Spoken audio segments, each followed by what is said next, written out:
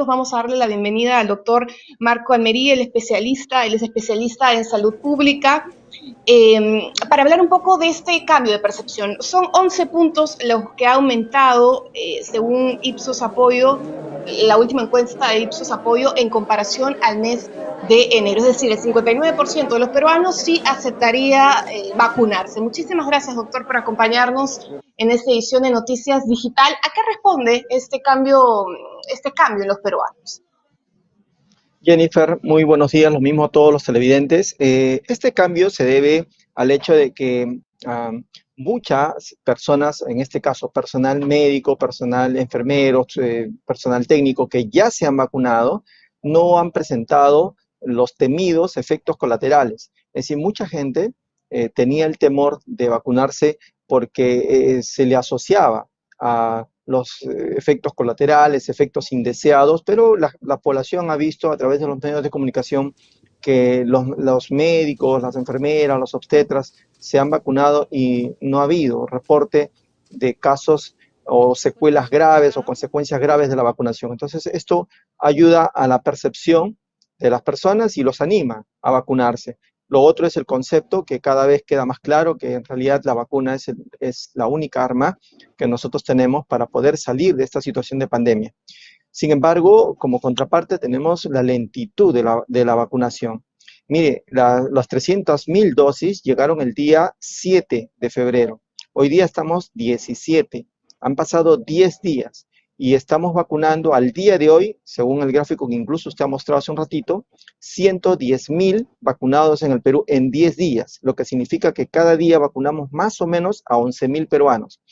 Necesitamos vacunar 24 millones de peruanos. Si vamos a ese ritmo de 11.000 por día, necesitamos 6 años para vacunar. Entonces, es muy lento. Tenemos que acelerar el paso.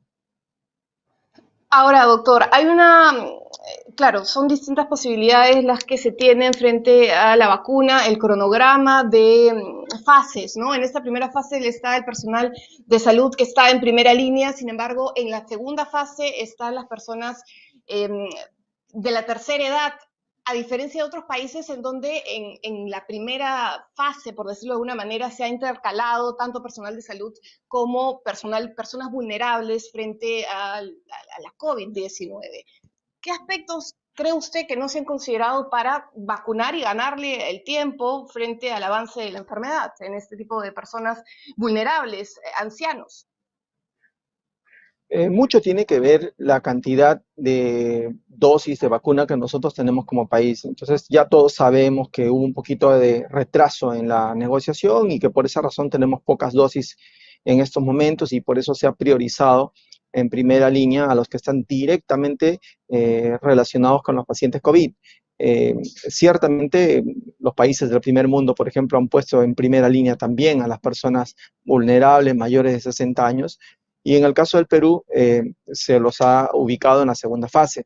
Y repito, esto tiene mucho que ver con el número de dosis que nosotros tenemos que con una visión médica de desconocer a la persona mayor de 60 años como una persona que sí, que ciertamente necesita la vacuna. De manera que médicamente no se puede explicar, sino solamente desde el punto de vista logístico. Ahora, doctor, en cuanto a la efectividad, tenemos ya la entrega de este primer lote de Sinopharm, en las próximas semanas llegarán las de Pfizer y estamos también, nos enfrentamos a estas nuevas variantes, estas nuevas cepas. ¿Qué tanta efectividad tienen estas vacunas frente a lo que se puede ir desarrollando quizás en la medida que pase el tiempo, cómo va mutando el virus? Mire, ahí la tenemos bien clara. Esta vacuna que ha llegado es muy efectiva contra la cepa original, ¿de acuerdo? Contra el coronavirus original. ¿Cubre a las variantes? Sí, cubre a las variantes. A la brasileña, a la inglesa, a la sudafricana, las cubre. Igual que a la cepa original, no. ¿Disminuye su efectividad? Sí, disminuye un poco. ¿Por qué? Porque las tres han logrado tener la mutación, la E484K, que de alguna manera les permite lo que se llama el escape inmunológico o el escape viral. Hace que los anticuerpos que se forman producto de la vacunación tengan más dificultades para reconocer al coronavirus. Sin embargo, lo que podemos decir es que estas vacunas sí protegen contra la cepa original y contra las variantes. Entonces, en el tiempo, ¿estas variantes van a seguir acumulando mutaciones? Sí. Y cada vez se parecerán menos al original también. Y seguramente se tendrá que rediseñar la vacuna para que pueda cubrir tanto la cepa original como las variantes. Eso todavía a futuro. Entonces, nosotros creemos que por ahora las vacunas que nosotros tenemos tienen que ser recibidas por las personas, tienen que confiar en la ciencia y que nos permita estas vacunas para poder salir de esta situación de pandemia. Ahora, doctor, parte de esta percepción, este porcentaje de personas que no están dispuestas a vacunarse, radica también en el desconocimiento. Por ejemplo, el tema de las mujeres gestantes, hemos visto a personal médico, mujeres embarazadas, quienes han recibido esta primera dosis. ¿Es recomendable, no es recomendable? ¿Qué tanto se ha investigado al respecto? Mire, ciertamente las mujeres gestantes no fueron parte del protocolo de investigación. Sin embargo, ciertamente ahora se las está vacunando. Primero porque la vacuna es voluntaria. Segundo porque firman un consentimiento informado. Y tercero porque, ¿por qué no se las incluía al comienzo? Porque está contraindicado la vacunación en gestantes con productos que sean virus atenuados. Porque los virus atenuados, para que la gente nos entienda, son medio muertos. Pero la vacuna china no es con virus atenuados, es con un virus inactivo, o sea, con un virus muerto, incapaz de resucitar, para que la gente nos entienda, y por tanto incapaz de generar enfermedad y por ende daño al feto o al embrión que está creciendo dentro de la madre. De manera que al comienzo ciertamente decíamos que las gestantes no debieran de vacunarse, sin embargo, hoy sí se pueden vacunar. Al comienzo, por ejemplo, en otros países, como en el nuestro, los menores de 18 años no se pueden vacunar. En Chile, por ejemplo, ya los mayores de 16 años sí se pueden vacunar. Es decir, conforme avance el proceso de vacunación y vemos que no hay reacciones adversas que pongan en riesgo la vida de las personas, esto se va flexibilizando. Vamos adquiriendo más Bueno, experiencia y conocimiento respecto de la vacuna y muchas personas ya la pueden usar. son dos líneas, ¿no? Por una parte el proceso de vacunación y por otra parte el proceso de investigación. Sabemos que, por ejemplo, el laboratorio AstraZeneca ya empezó los ensayos clínicos Así es, en niños. ¿Qué efecto así es. podría tener esto dentro de la percepción de los peruanos para recibir la vacuna, por ejemplo? Bueno, yo creo que un buen efecto, porque esto le va a dar confianza a los padres de familia para que puedan permitir la vacunación de sus hijos. En el Perú, eh, nosotros todos los años le ponemos 17 tipos de vacunas a todos los menores de 4 años para prevenir 26 enfermedades graves. Entonces hay una gran experiencia por parte de los padres de permitir la vacunación de sus hijos porque está asociado a la idea de protección de enfermedades. También los padres de familia tienen conocimiento de que estos estudios se han hecho bastante rápido y que por esa razón eh, se hizo el estudio con las menores de edad, con los chicos de 5 o 6 años, con los adolescentes.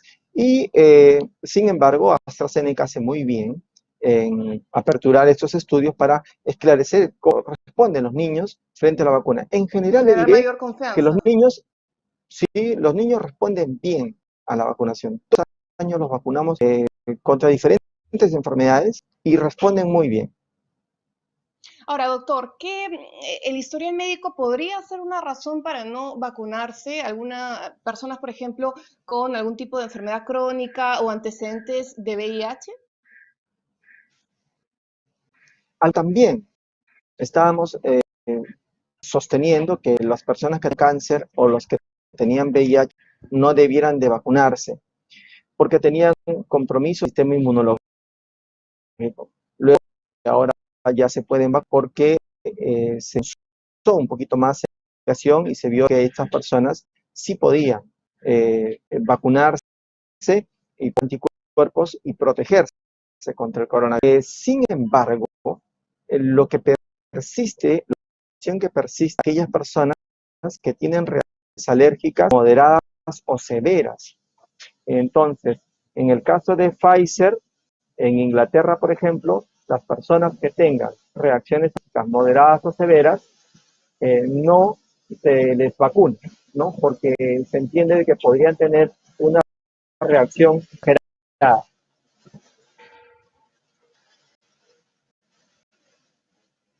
Lo escucho perfecto, algunos problemas de comunicación. Es decir, no hay ningún tipo de contraindicación para una persona, para que nos quede claro, porque tuvimos algunos problemas de conexión, no hay ninguna contraindicación con enfermedades preexistentes a recibir la vacuna, en todo caso, salvo algún tipo de alergia. Ninguna.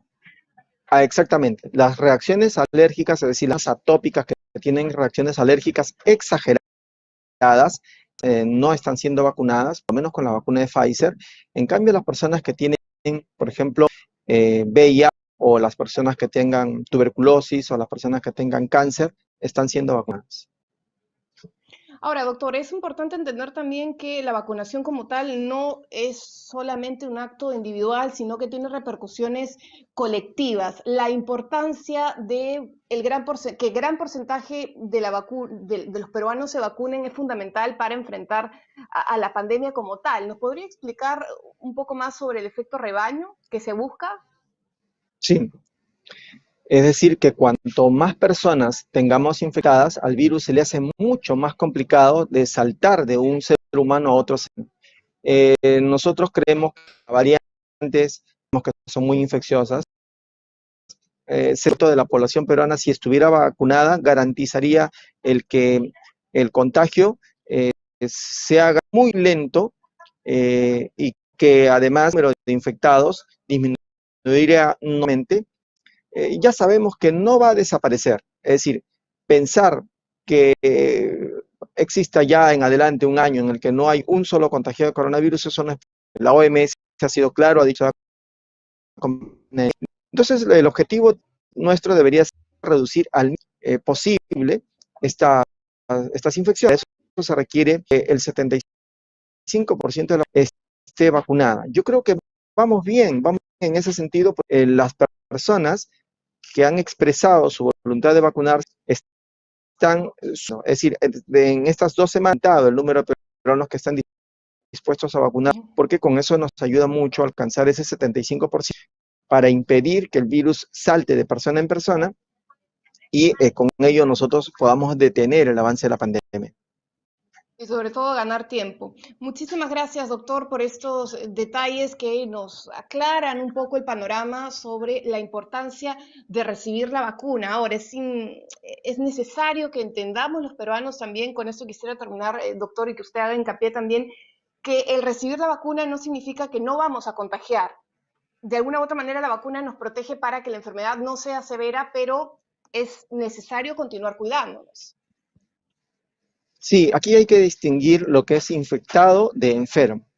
El vacunado puede infectarse, ¿no? Es decir, el vacunado puede tener el virus en su organismo, no se va a multiplicar en gran cantidad, por tanto no va a ser capaz de generar la enfermedad, es decir, la neumonía en el pulmón o la miocarditis en el corazón.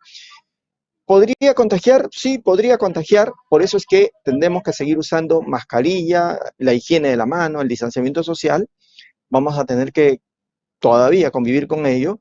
Y en cambio, ¿qué cosa es el enfermo? El enfermo es aquel que tiene el virus y que además desarrolla la neumonía, la miocarditis, la pérdida del olfato, del gusto, etc. Esa persona que tiene signos y síntomas, ese es el enfermo. Entonces, ¿qué hace la vacuna? La vacuna lo que va a impedir es que usted se enferme, es decir, que usted no haga la forma severa o grave de la enfermedad y por tanto no esté expuesto a la posibilidad de morir. El vacunado puede infectarse, sí, pero siempre va a ser de una manera muy leve, como ocurre con la tuberculosis en el Perú. El que está vacunado con la tuberculosis puede tener el bacilo de Koch en su pulmón, pero no desarrolla la enfermedad Pero no o desarrollarlo. tuberculosis pulmonar, no desarrolla la enfermedad. Entonces, eso nos va a dar la confianza para poder salir a trabajar, para hacer nuestras actividades diarias normales y para poder reiniciar plenamente la reactivación económica de nuestro país. Muchísimas gracias, doctor, por todos estos detalles que nos amplían, nos clarifican el panorama sobre por qué tenemos que vacunarnos y por qué tenemos que intensificar también las campañas de difusión de los beneficios que traen las vacunas y no incidiendo tanto en los efectos negativos que, como hemos visto, gran número de personal de salud ya se ha vacunado, incluso madres gestantes, y no se ha generado ningún tipo de efecto adverso. Gracias por su participación en esta edición, el doctor Marco Almerí, especialista en salud pública. Vamos ahora, amigos, a ver el cuadro que día a día actualiza el Ministerio de Salud, donde se dan las cifras